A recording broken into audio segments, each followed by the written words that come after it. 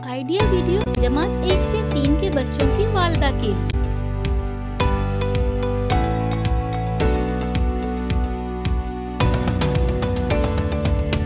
अस्सलामुअलैकुम। आज की मीटिंग में आप सबका खैर मकदम है। उम्मीद है आपको पिछले हफ्ते का आइडिया वीडियो पसंद आया होगा। चलिए आज के काम की शुरुआत करते हैं। पिछले हफ्ते की तस्वीर में रंग भरने की वर्कशीट बच्चों ने कैसे की और तस्वीर पढ़ना, इस वीडियो के बारे में आपके ख्यालात हमें जरूर बताएं।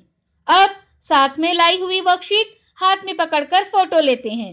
फोटो प्रथम के नुमाइंदों को भेजते हैं। तब तक हम ये वीडियो यहाँ रोक देते हैं।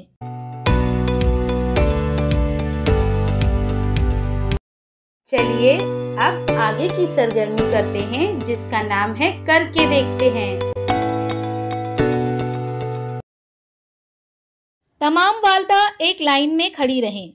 जमीन पर 8 से 10 फीट लंबी लकीर खींचें। तमाम वालिदा को आंखों पर पट्टी बांधकर और सर पर दुपट्टे से बना हुआ गोला रखकर सीधी लकीर पर चलना है। हर एक वालिदा को ये खेल खेलना है। जो वालिदा सबसे कम वक्त में खेल खत्म करेंगी वो फातेह होंगी।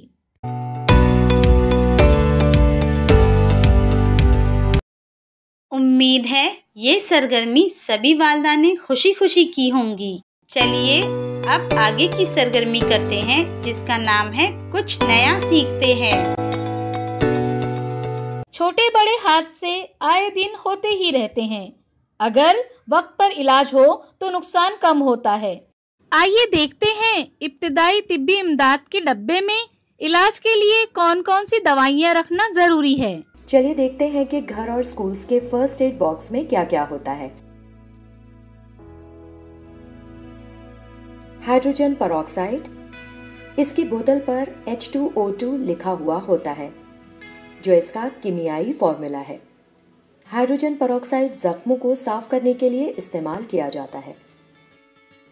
डेटॉल, ये एक एंटीसेप्टिक सयाल है। डेटॉल का इस्तेमाल जख्मों में इन्फेक्शन रोकने के लिए किया जाता है। आयोडीन टिंक्चर या टिंक्चर ऑफ आयोडीन, ये भी एक एंटीसेप्टिक सयाल है।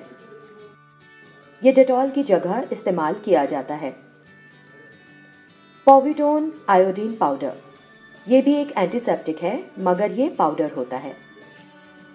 ये छोटी मोटी खरोंचों और कटने पर इलाज के लिए इस्तेमाल किया जाता है।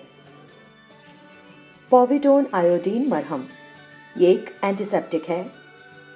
इसे सिर्फ जख्म पर लगाया जाता है और फिर गॉज पेस्ट से ढककर मरहम पट्टी कर दी जाती है।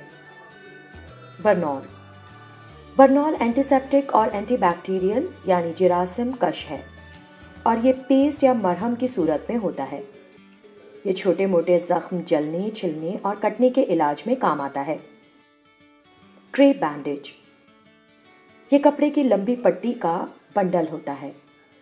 एड़ी या कलाई में मोच आने पर इसे सूजन कम करने के लिए बांधा जाता है। ज्यादा कसकर बांधने से यह दौरान खून को मुतासर करती है, इसलिए इसे बहुत एहतियात से बांधा जाता है। गॉज रोल, जख्म को ढकने के लिए या मरहम पट्टी को खिसकने से रोकने के लिए इसका इस्तेमाल किया जाता है। इसे पतली या छोटी पट्टियों में काटा जाता है और इनके अंदर एंटीसेप्टिक लगाकर जख्म पर मरहम पट्टी की जाती है। एडहेसिव टेप या चिपकाओ पट्टी टेप, ये एक तरह की चिपकाने वाली पट्टी होती है। इसका इस्तेमाल जख्म की मरहम पट्टी करते वक्त किया जाता है। ये किस चीज़ से बना है और इसका इस्तेमाल कब होता है, ये जानने के बाद इस मुनासिबत से मुख्तलिफ चिपकाने वाले टेप इस्तेमाल होते हैं।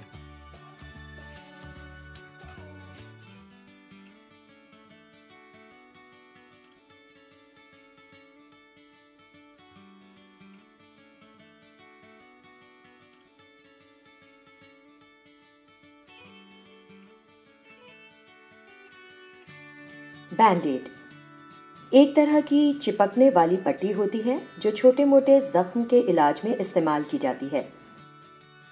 इस पट्टी का दरमियानी हिस्सा जिरासिम कश अशिया से बना होता है।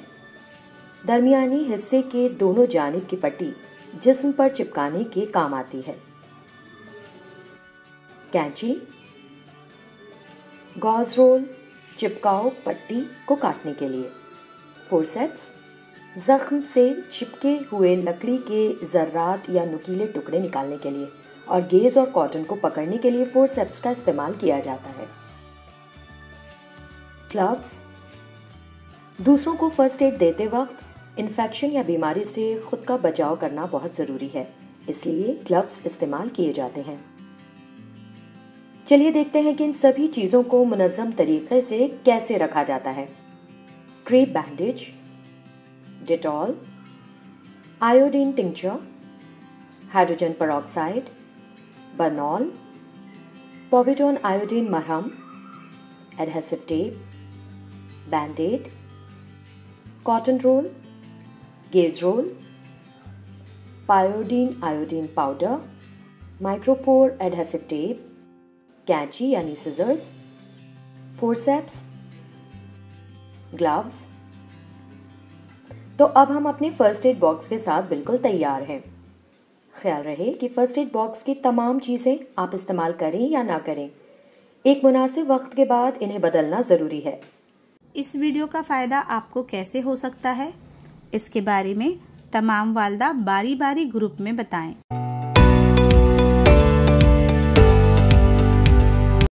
चलिए अब आगे की सरगर्मी करते हैं, जिसका नाम है घर जाकर बच्चों से करवाएं। तस्वीर में जैसे दिखाया गया है उसके मुताबिक कागज पर तस्वीर बनाएं।